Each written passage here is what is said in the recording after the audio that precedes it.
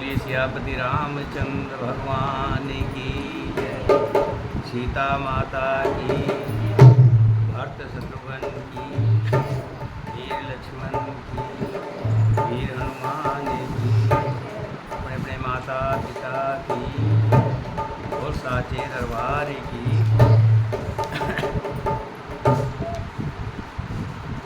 अभी हमने सुना राजा भानु प्रताप बहुत यशस्वी, जो अपनी प्रजा का पालन पोषण करने वाला था। उसका भाई हरिमर्दन शक्ति में बहुत ही ताकतवर था और उनका मंत्री भी बड़ा धर्म प्रेमी था। सभी मिलकर के अपने राज्य को अच्छे रूप से चला रहे थे। राजा भानु प्रताप ने अपने बाहुबल से बहुत से राजाओं को मात देकर वहाँ पर अपना साम्राज्य बना लिया। एक राजा ऐसा था जो भानु प्रताप से युद्ध में हार गया था, लेकिन अपनी हार स्वीकार नहीं की थी और भाग करके जान बचा ली थी। जाकर के जंगल में छुप गया था और राजा के लिए वो मन में दुश्मनी रखता था। समय निकले, कभी मौका मिलेगा तो मैं अपना बदला लूँगा, ऐसा सोच करके वो जंगल में छुपा हुआ, दाढ़ी बढ़ गई, संत बन करके रहने लग गया। जैसे हम कह सकते हैं कि बुगला जैसे एक पैर पर खड़ा होकर के अपने शिकार का इंतजार करता है, इस तरह से जंगल में रह रहा था। कब राजा भानु प्रताप मेरे कब्जे में आए, मौका मिले और मैं उससे बदला लूँ। संजोग कहते हैं बहुत, जब होनी बलवान होती है। एक समय राजा भानु प्रताप शिकार खेलते खेलते वहीं पहुंच गया।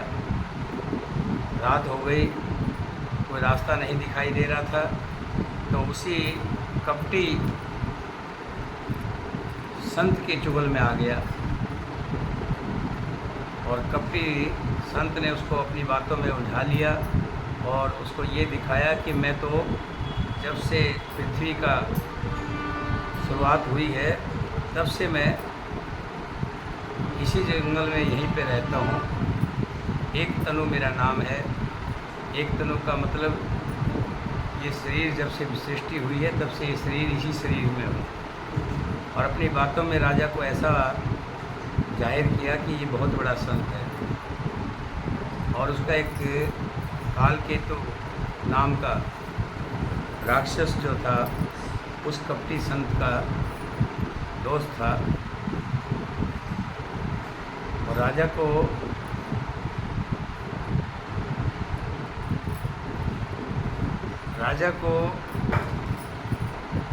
रात को वहाँ रुकने के लिए और कहा कि राजन कुछ मांगिए, जो आप मांगोगे मैं आपको दूंगा। राजा ने कहा महाराज, आपसे मिलकर के मेरी सभी इच्छाएं पूरी हो गई हैं, लेकिन फिर भी आप कहते हैं तो मुझे ऐसा वरदान दीजिए कि मैं कभी मरूँ ना, मुझे बुढ़ापा ना आए और मेरा ये राज्य पूरे संसार का एक मैं ही स्वामी बनूं।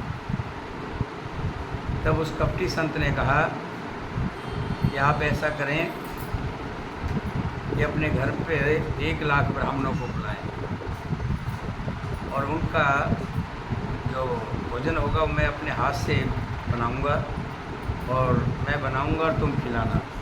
अगर ब्राह्मण प्रसन्न हो जाएंगे तो तुम्हें मारने वाला संसार में कोई नहीं होगा, तुम्हें हराने वाला भी कोई नहीं होगा। राजा ने उस कपटी संत के कहने से 1 लाख ब्राह्मणों को न्योता दिया और उस कपटी संत ने जो भोजन बनाया उसमें मांस मिला दिया।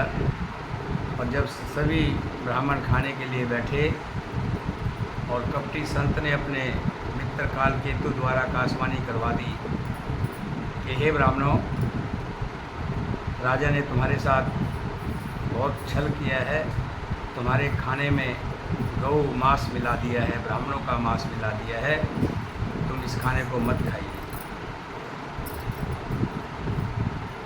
ऐसी आकाशवाणी सुनी, ब्राह्मण सब खड़े हो गए। होनहार के बस उनके मुंह से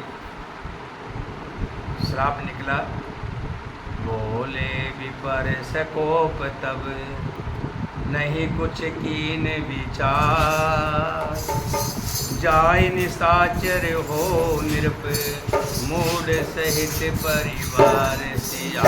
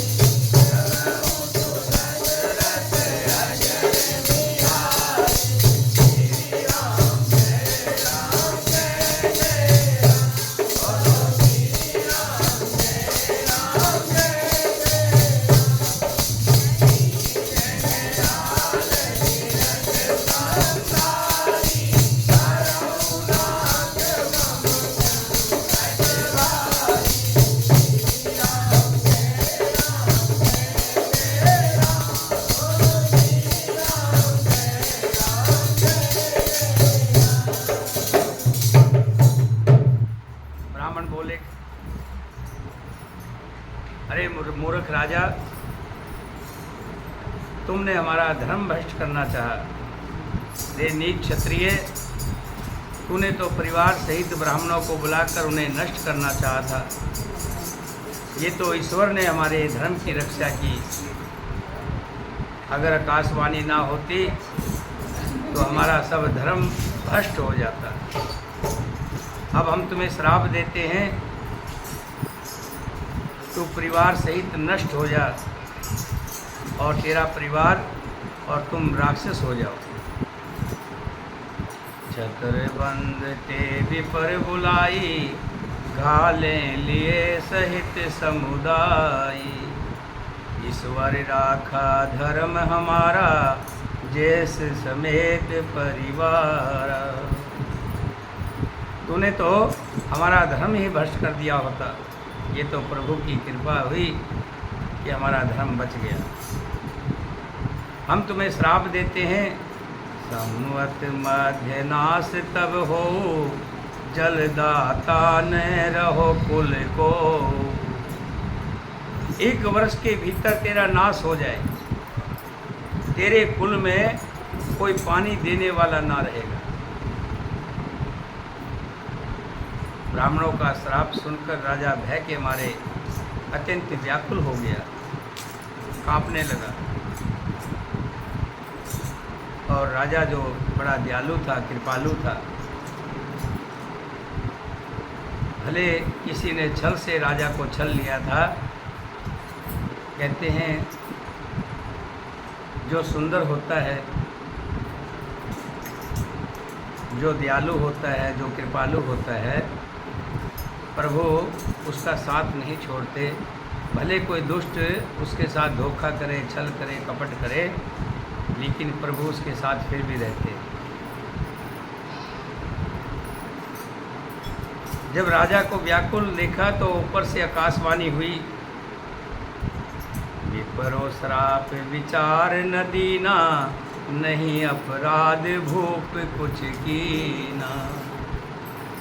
चकित विपर सब सुन नभवानी, भूप गयो जय भोजन खानी।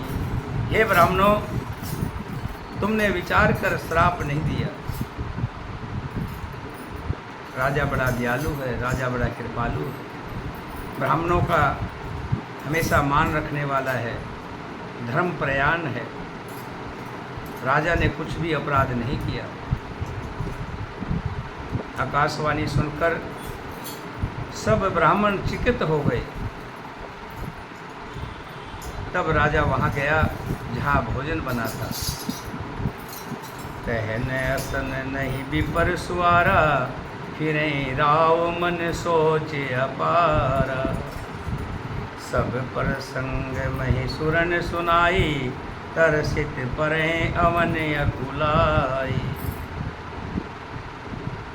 जहाँ रसोई घर बना था उसमें राजा गया तो देखा वहाँ ना भोजन था, ना रसोईया ब्राह्मण ही था। तब राजा मन में अपार चिंता करता हुआ लौटा। उसने ब्राह्मणों को सब वृत्तांत सुनाया और बड़ा ही भयभीत होकर, व्याकुल होकर वो पृथ्वी पर गिर पड़ा। वो तो सब माया थी। भूपति भाव मिटे नहीं। राजा जो आकर के ब्राह्मणों के चरणों में पड़ गया। ब्राह्मणों ने कहा, भूपति भाव मिटे नहीं, यद्यपि न दूषण तो ये अनंता होए नहीं। विपर श्राप अति घोर सिया।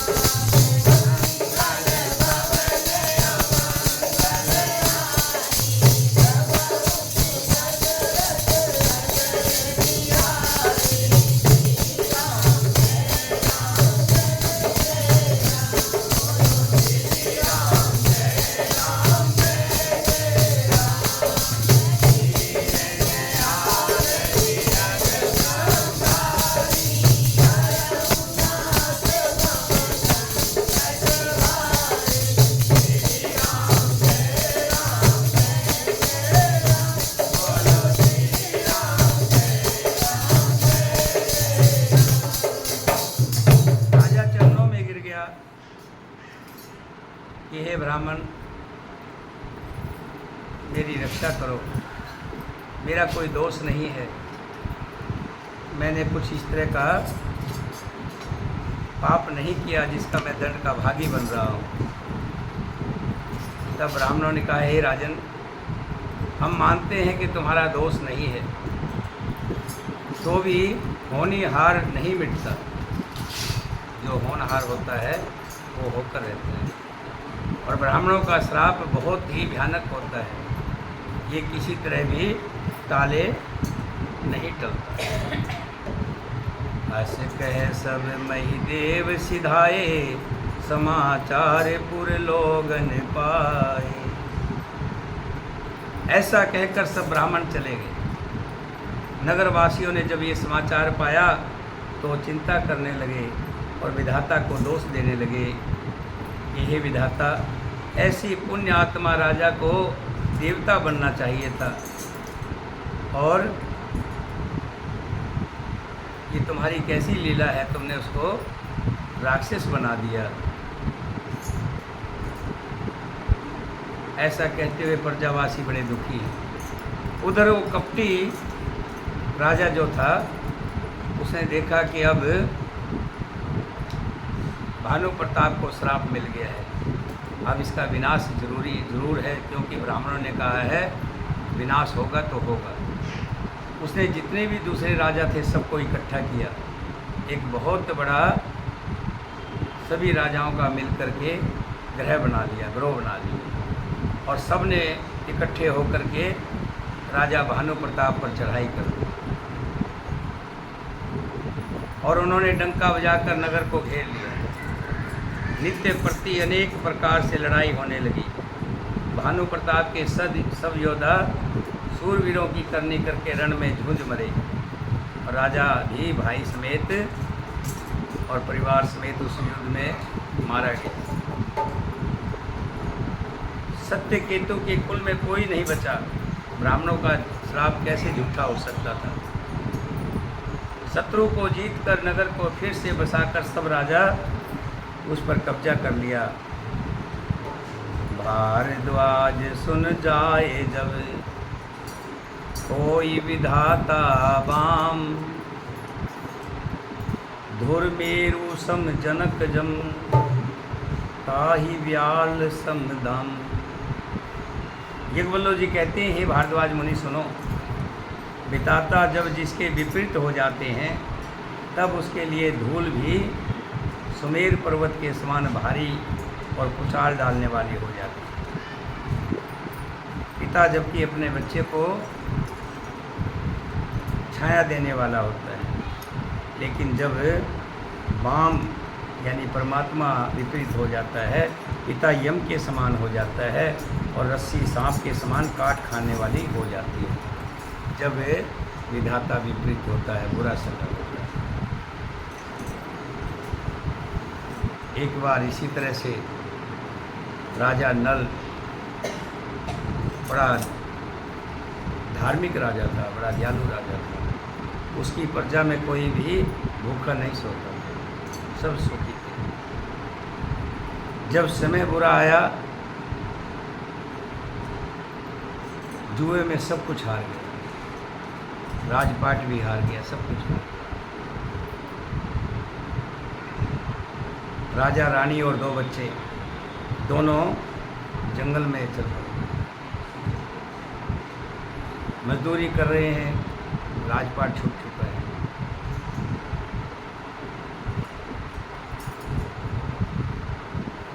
एक उधर से गाड़ी जा रही थी, तो उसने कहा कि भाई कहाँ जा रहा है? तो उसने बताया कि जो दमयंती थी रानी, उसके पीहर जा रहे हैं।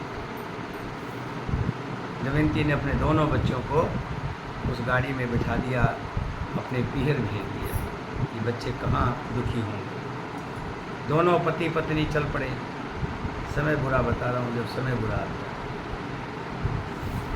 रास्ते में भूख लगी तो राजा ने कहा, मैं तीतर कुछ भून करके लाता हूँ। तीतर पकड़े, उनको भुना, और जब रानी धोने के लिए जब उसमें तालाब के किनारे गई तो भुने हुए तीतर भी उस जल में बह गए, उड़ गए, भुने हुए तीतर। इसी तरह भूख जब लगती है तो आदमी कुछ न कुछ करता है। राजा ने मछुआरों से कुछ मछलियाँ ली, रानी को भूनने के लिए दिया।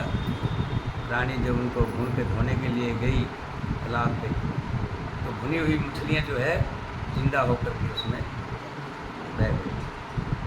राजा ने पूछा कि रानी ला कुछ कहाँ है? रानी ने भी झूठ बोल दिया कि मुझे भूख लगी थी, मैं सारी खा गई। ऐसे इस बुरे समय में कहते भुने हुए तीतर भी उड़ जाते हैं।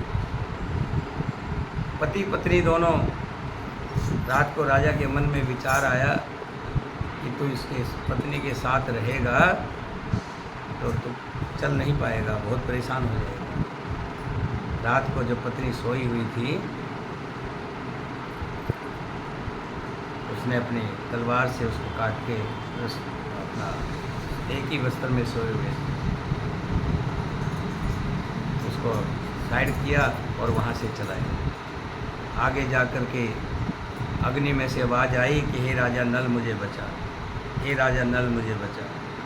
उस सांप को बचाने के लिए जैसे अग्नि में कूदा तो सांप ने छाती में यहाँ डंक मारा, जिससे वो राजा का शरीर नीला हो गया, काला कलूटा हो गया। कहा कि मैंने तेरा बुरा किया तो क्या किया, मैंने तो तेरी जान बचाई।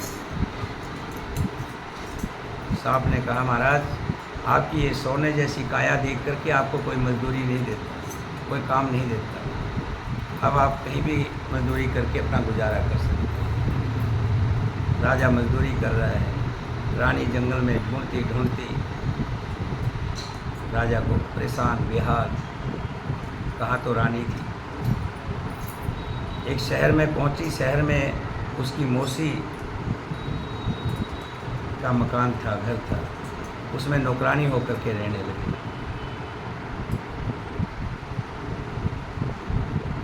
और उसके बाल बहा रही है और गाल मतलब उसमें आता है, रागनी है ये हरियाणा की। उल्टी गंगा पहाड़ चढ़ाए और उल्टा चलता पानी, दासी बनकर रहने लगी खुद दमयंती रानी। समय जब बुरा होता है, विपरीत होता है, तो सब विपरीत हो जाता है। आज यालू प्रतापी राजा भानु प्रताप, जिसका समय उल्टा आया तो उसका पूरे कुल का नाश हो गया, कोई पानी देने वाला भी नहीं। काल पाए मुनि सोई राजा, भयो निशाचर सहित समाज। 10 सिर ताहे 20 भुज दंडा, रावण नाम वीर बरिबंडा। हे मुनि सुनो, समय पाकर वही राजा परिवार सहित रावण नाम का राक्षस हुआ। उसके 10 सिर और 20 भुजाएं थी। वो बड़ा ही प्रचंड सूरवीर था। और जो उसका छोटा भाई अरिमर्दन था, राजा का छोटा भाई, वो बल का धाम था, बहुत बलशाली था, तो कुंभकर्ण बना। उसका जो मंत्री था, जिसका नाम धर्मरुचि था, वो रावण का सौतेला भाई विभीषण हुआ। नाम विभीषण जेहि जग जाना, विष्णु भगत विज्ञान निधाना। रहें जे सुत सेवक नृप केरे, भय निशाचर घोर घनेरे। उनका विभीषण नाम बना, सारा जगत जानता है। विष्णु भगत और ज्ञान विज्ञान का भंडार था। और जो राजा के पुत्र और सेवक थे, वे भी बहुत बड़े बड़े राक्षस बने। वे सब अनेकों जाति के मनमाना रूप धारण करने वाले, दुष्ट, कुटिल, भयंकर, विवेक रहित, निर्दयी, हिंसक, पापी और संसार भर को दुख देने वाले बहुत बड़े राक्षस हुए। उनका वर्णन नहीं किया जा सकता। उपजे यद्यपि कुलस्ते कुल, पावन अमल अनूप। तद्यपि महीसुर श्राप बसे, भय सकल यग रूप सिया।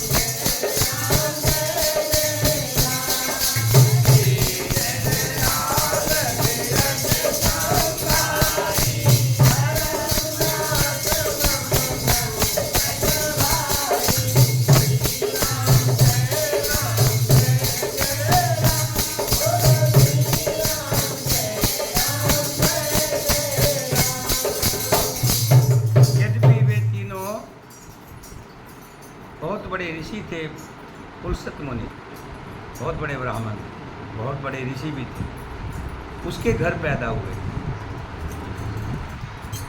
लेकिन श्राप के कारण उनके कर्म राक्षसों के हुए। कहते हैं हिरणाकुश के प्रहलाद हुए। हिरणाकुश राक्षस के घर संत पैदा, प्रहलाद संत। हिरणाकुश के प्रहलाद हुए। अगर उग्रसेन के कंस अच्छों के बुरे होते मिट जाते हैं बस। कभी कभी ऐसा देखा है। आज पुलसित ऋषि के घर में श्रापित जो पुत्र हुए, रावण, कुंभकर्ण और विभीषण, ये सिर्फ श्रापवश से राक्षस हुए थे, वैसे राक्षस नहीं थे।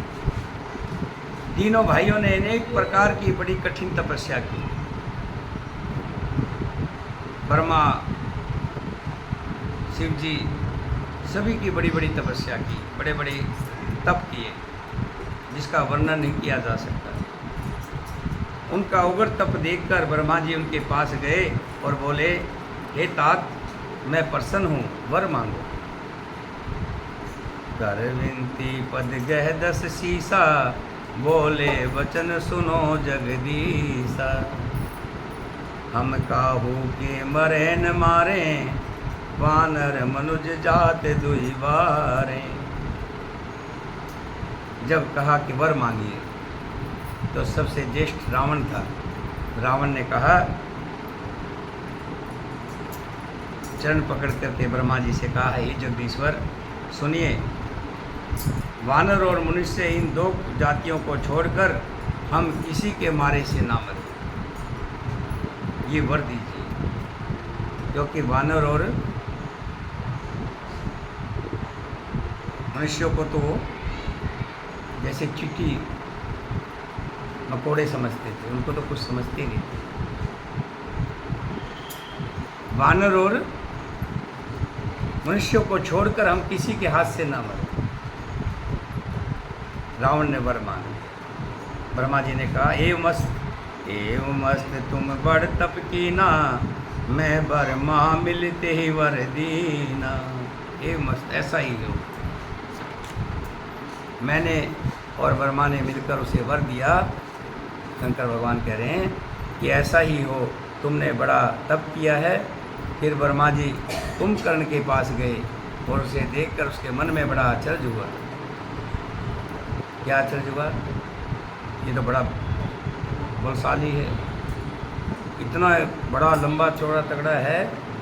अगर ये नित्य आहार करेगा, रोज आहार करेगा, तो पृथ्वी पर बाकी लोग भूखे रह जाएंगे, उनको खाना नहीं मिलेगा। जो एक खल नित्य करब आहारू, होए सब उजार संसार। संसार के सब लोग भूखे मर जाएंगे, ये खा जाएगा सब।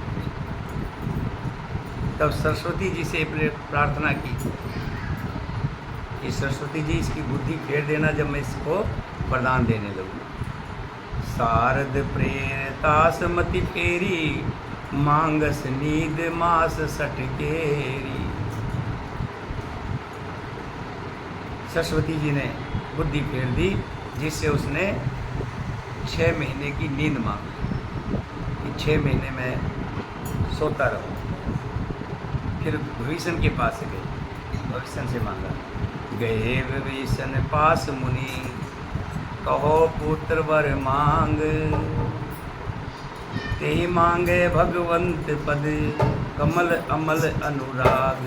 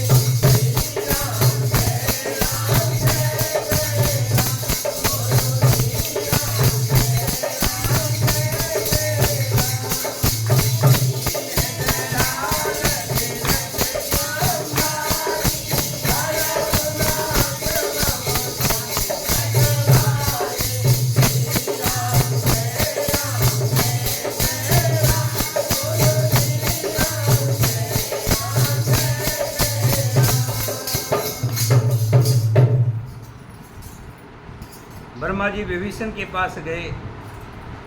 विभीषण जी से बोले, हे पुत्र वर मांगो।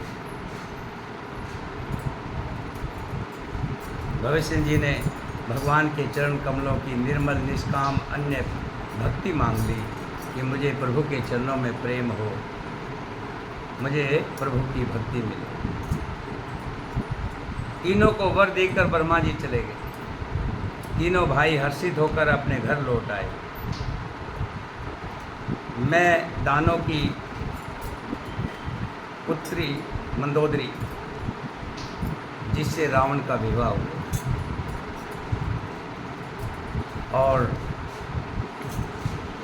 पार्वती जी ने अपने लिए जो बनवाई थी बहुत बड़ा किला, उसको रावण के पिता ने मांग लिया था, जिसका नाम लंका बना हुआ था, सोने का था सब। उसमें भोगावतीपुरी इंद्र के रहने के सर्वलोक से कम नहीं थी, बहुत सुंदर थी। जगत में उसका नाम लंका प्रसिद्ध हुआ। खाई सिंध गंभीरती चारों दिश फिरियाओ, कनक कोट मणि खचित दृढ़ वर्ण न जाए जा। उसके बारे में कोई भी कह नहीं सकता, इतनी बड़ी लंका थी। इसके चारों ओर समुद्र की अत्यंत गहरी खाई घेरे हुई थी, चारों तरफ समुद्र ही समुद्र था। उस किले के मणियों से जुड़ा हुआ सोने का मजबूत परकोटा था, जिसकी कारागरी का वर्णन नहीं किया जा सकता। पूरी लंका सोने की थी और दरवाज़ा उसका मणियों से बना हुआ था। भगवान की प्रेरणा से जिस कल्प में जो राक्षसों का राजा रावण होता, वही सुर प्रतापी अतुलित बलवान अपनी सेना सहित उसी पुरी में बसता था। पहले वहाँ बड़े बड़े योद्धा राक्षस थे, देवताओं ने उन सबको युद्ध में मार डाला था। अब इंद्र की प्रेरणा से वहाँ कुबेर के 1 करोड़ रक्षक यक्ष लोग रहते हैं। रावण को कहीं ऐसी खबर मिली, तब उसने सेना सजाकर किले को जा घेरा। उस बड़े विकट योद्धा और उसकी बड़ी सेना को देखकर यक्ष अपने प्राण लेकर भाग गया। तब रावण ने घूम फिरकर सारा नगर देखा, उसकी स्थान संबंधी चिंता मिट गई और उसे बहुत ही सुख हुआ। उस पुरी को स्वाभाविक ही सुंदर और बाहर वालों के लिए दुर्गम अनुमान करके रावण ने अपनी राजधानी उसको बना ली, लंका। योग्यता के अनुसार घरों को बांटकर रावण ने सब राक्षसों को सुखी किया। एक बार वो कुबेर पर भी चढ़ दौड़ा और उसने पुष्प विमान को जीत लिया, कुबेर को भी जीत लिया अपने बल से। और जब व्यक्ति का बल ज़्यादा बाहर हो जाता है, ज़्यादा बल हो जाता है, तो अति भी करने लग जाता है। मैं नाम नहीं लूँगा, एक पहलवान को मैंने देखा था, बहुत अपने आप को पहलवान समझता था। और पहलवानी किस पर हो, वो पहलवान किस पर पहलवानी करता, जब तक उसके सामने कोई उसके बराबर का नहीं मिल जाता। यहाँ बेचारे बहुत लोग अपना घर बसाए थे, धीरे शुरू में आए थे, अपना मजदूरी कर रहे थे। वो पहलवान के नाम से विख्यात हो गया कि पहलवान पहलवान सब कहने लगे थे। जो रोड से चलता था तो उसको बिना पूछे बुला करके कहता, इधर आ, थप्पड़ मारता। वो बेचारा रो रहा कि चला जाता, कुछ नहीं करता। आपकी कॉलोनी में ही था वो। अब ख़त्म हो जाए, कुछ भी हो जाए, मतलब जो अति करता है, जो भगवान उसमें कुछ ज़्यादा दे देता है तो वो अति करने लग जाता है। बहुत कम लोग होते हैं जो धन को पा करके भगवान का नाम स्मरण करते हैं, नहीं तो उस धन से बहुत बुरे बुरे ऐप करते हैं, जुआ खेलते हैं, वेश्यावृत्ति करते हैं, बहुत कुछ करते हैं। बहुत कम लोग होंगे जो धन को पा करके नीचे झुकेंगे, निमन होंगे, लाखों में से कोई। और भगवान के भजन करेगा धन पा करके तो बहुत कम। ऐसे ही रावण को इतना ताकत मिल गई, इतनी ताकत मिल गई कि उसने कुबेर पर भी हमला कर दिया। कुबेर जो धन का देवता होता, कुबेर हम लोग कहते हैं कुबेर। पहले गणेश जी की पूजा करते हैं, फिर लक्ष्मी जी की पूजा करते हैं, फिर कुबेर जी की पूजा करते हैं। तो अपने बल से कुबेर को जीत लिया, उसका भी किला उसने अपने कब्जे में कर लिया। अब रावण की धीरे धीरे धीरे धीरे अब जो स्टार्टिंग होती है, जैसे बच्चा स्कूल में पेंसिल चुराना शुरू करता है, फिर धीरे धीरे कापी चुराता है, फिर धीरे धीरे घर से पैसे चुराने लगता है, और फिर एक दिन बहुत बड़ा डाकू हो जाता है। ऐसे ही रावण की जो अब शुरुआत है कि उसने जो है अत्याचार करने शुरू कर दिए। पहला अत्याचार कुबेर से किया, अब आगे जब उसके अत्याचार बढ़ेंगे तो भगवान जब जब कहते हैं धर्म की हानि होती है, मैं किसी न किसी रूप में धरा पर अवतार लेता हूँ, प्रकट होता हूँ। शंकर भगवान जी सुना रहे हैं, पार्वती सुन रही है क्योंकि पार्वती ने प्रसंग ही ऐसा किया था कि भगवान राम को धरा पर आने की जरूरत क्या पड़ी। विष्णु भगवान के रूप में वो मनुष्य के रूप में धरा पर आए तो क्यों आए। तो शंकर जी बता रहे किस कारण से आए, 2-3 कारण उन्होंने बताए। बोलिए सियापति रामचंद्र भगवान की जय, सीता माता की जय। सुख संपत्ति सुत सेन सहाई, जय प्रताप बल बुद्धि बढ़ाई। नित्य नूतन सब बाढ़त जाई, जिमि प्रतिलाभ लोभ अधिकाई।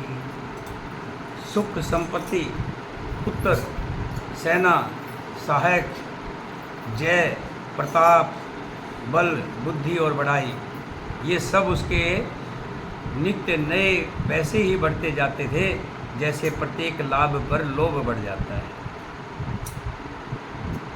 लोभ की कथा तो आपने सुनी होगी। एक सेठ की बहुत बड़ी हवेली थी और हवेली के बगल में ही एक गरीब आदमी की झोपड़ी थी, रिक्शा चलाता था।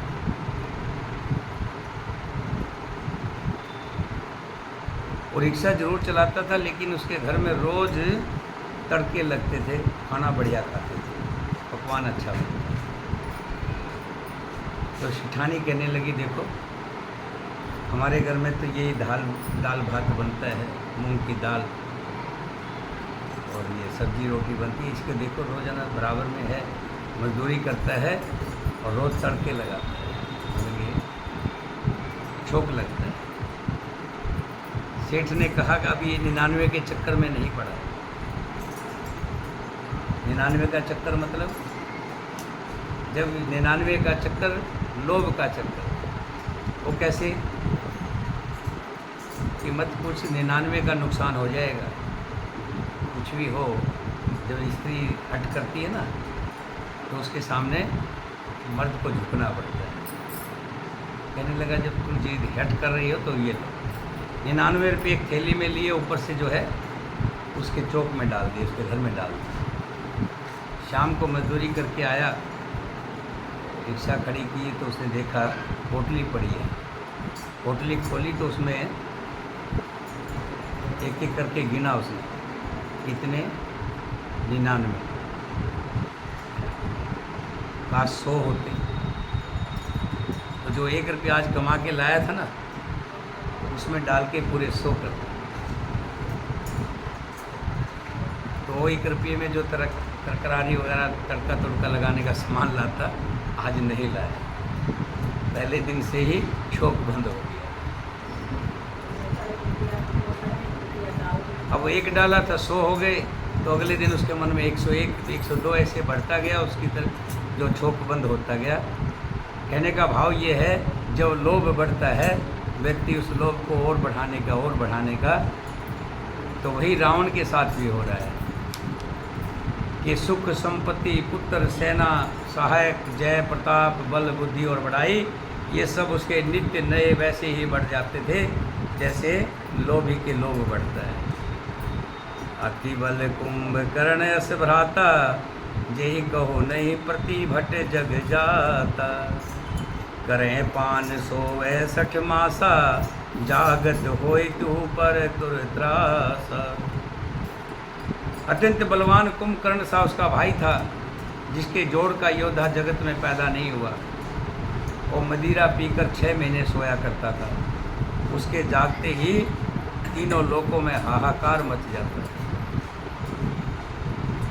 जो दिन प्रति आहार कर सोई, विसो वेग सब चौपट होई। समर धीर नहीं जाय वखाना, यही समय अमित वीर बलवाना। यदि वो प्रतिदिन भोजन करता तब तो संपूर्ण विश्व शीघ्र ही खाली हो जाता, चौपट हो जाता। रणधीर ऐसा था कि जिसका वर्णन नहीं किया जा सकता। लंका में उसके ऐसे असंख्य बलवान और भी वीर थे, लेकिन वो सबसे बलशाली था। कौन? कुंभकर्ण। कई बार क्या होता है कि बोलने वाला बोलता रहता है, लेकिन हमारे विचार कहीं पहुंच जाते हैं, बैठे कथा में होते हैं, कहीं इधर उधर। कथा में तो हमारा विचार होता ही नहीं। लेकिन ध्यान रखिएगा, ध्यान की ही महत्व होती है। कथा में बैठने से फल नहीं मिलता। कथा को ध्यान से सुनकर उसको अपने आचरण में उतारना होता है।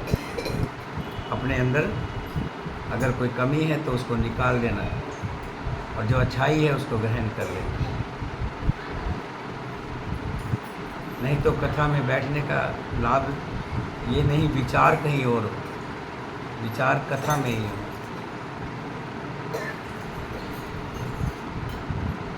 उस जैसे और भी असंख्य थे। मेघनाथ रावण का बड़ा लड़का था, जिसका जगत के योद्धाओं में पहला नंबर था। रण में कोई भी उसका सामना नहीं कर सकता था। स्वर्ग में तो उसके भय से नित्य भगदड़ मचती रहती थी। उसने इंद्र को भी जीत लिया था। इंद्र तो देवताओं का सबसे बड़ा हेड था, इंद्र देवता। वैसे तो सभी देवता हैं, जल देवता, अग्नि देवता, सूर्य देवता, चंद्र देवता, सब देवता हैं। उनका जो हेड था वो इंद्र देवता था। युद्ध में इंद्र को जीत लिया, इसलिए उसका नाम मेघनाथ के साथ साथ इंद्रजीत भी हुआ, इसलिए उसको इंद्रजीत कहते थे। रावण तो बलवान था ही था, उसका भाई भी बलवान था, बेटा भी हुआ तो वो भी बलवान, उसने भी इंद्र को जीत लिया। और इन सभी देवता भाग करके कहीं कोई छुप गया, कहीं कोई छुप गया। जब उनका हेड ही पकड़ा गया, हार गया, इंद्र को ही जीत लिया, बाकियों की क्या मजाल थी। सूर्य रावण के कहने से निकलता था, चंद्रमा रावण के कहने से औषधीय बरसाता था, जल देवता जो है वरुण देवता रावण के कहने से बरसात करता था। अगर रावण ने नहीं कहा तो बरसात नहीं। पवन देवता भी उसके वश में था, सब देवताओं को वश में था।